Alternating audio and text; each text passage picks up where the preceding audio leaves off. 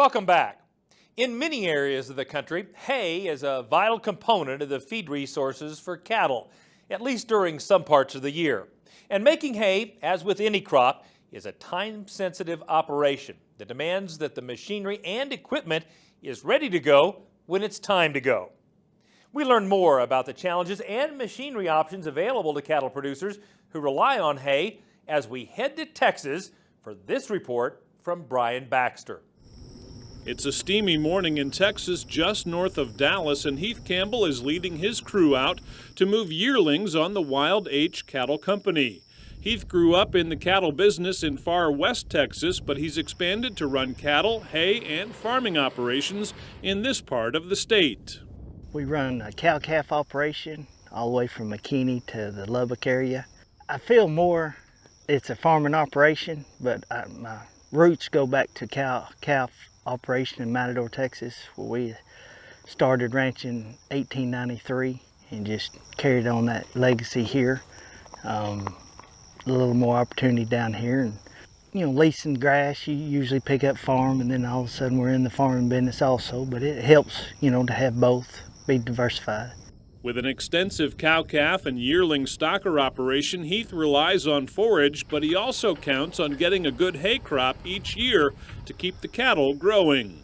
For Heath Campbell, that hay that he has out there, that's the food for the cattle that you see behind us. Without the hay he has here, there wouldn't be any cattle.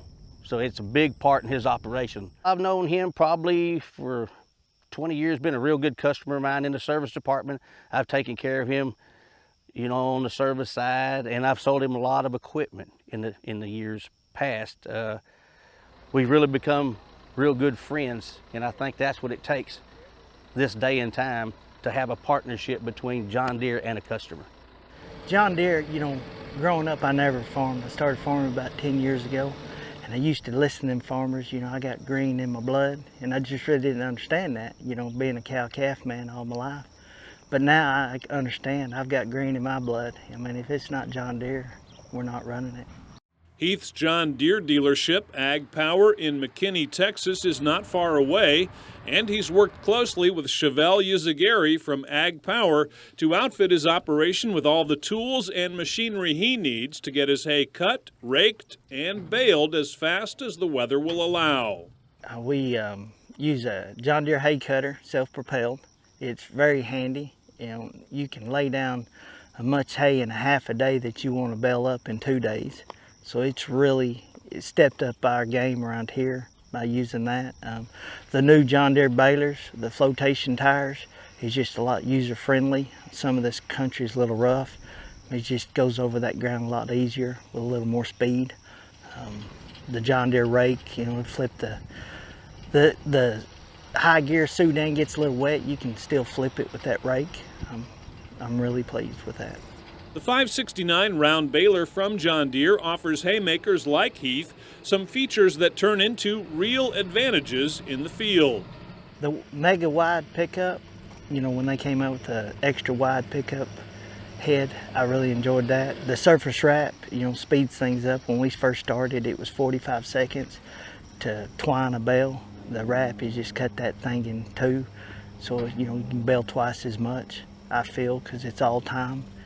I think with the John Deere round baler, the new premium 569 has a big mega wide, has a surface wrap, big flotation tires that we use a lot here, because as you can see, this ground here is sometimes it's pretty rough. That way it takes the shock out of it. And by using the surface wrap instead of twine, Heath ends up with solid, dense, round bales that are easy to move and store. Very tight, good, dense bales, good weight on bales. Just very, very happy of the bales they produce. We haul a lot of hay out west, so when we do have certain hay that's a little drier, a little wetter, it still does a great job, squaring the bales. Hauling bales is a big deal for us, how spread out we are. So when you have a cone-shaped bale, it's just not in our program.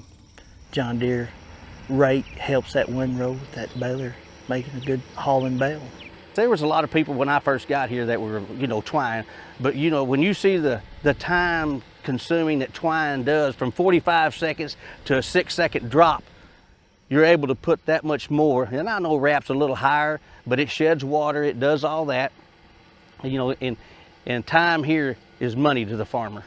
Making good bales that will hold up over time is one thing, but another critical factor is saving time in the hayfield, and the key there is making sure the machinery is working correctly all day, every day. That's where a dealership like Ag Power stands tall in providing service whenever it's needed. Customer service to me is pretty special because I used to be in the service department. I know what these guys need, how they need it, and when they need it. And that way we always put them first. We run 24/7, and Ag Power, John Deere's always been there. We can call them at midnight if we're having a problem with anything. Baler's not baling right, the cutter's not windrowing right. I mean, just pick them up like, you know, I hate to say like family. You know, you just pick up that phone, you can call any of them, any time of the day. And if you can't get it figured out, they're right there with you until you get it fixed. With a good hay crop on the way, the yearlings at the Wild H Cattle Company are off to a strong start. Reporting from Northeast Texas, I'm Brian Baxter for NCBA's Cattlemen to Cattlemen. Whether it's balers or mower conditioners, keeping equipment up and running is the best way to make high-quality hay. Now, if you'd like to learn more about how hay equipment from John Deere can bring value to your farm or ranch, just visit the website johndeere.com.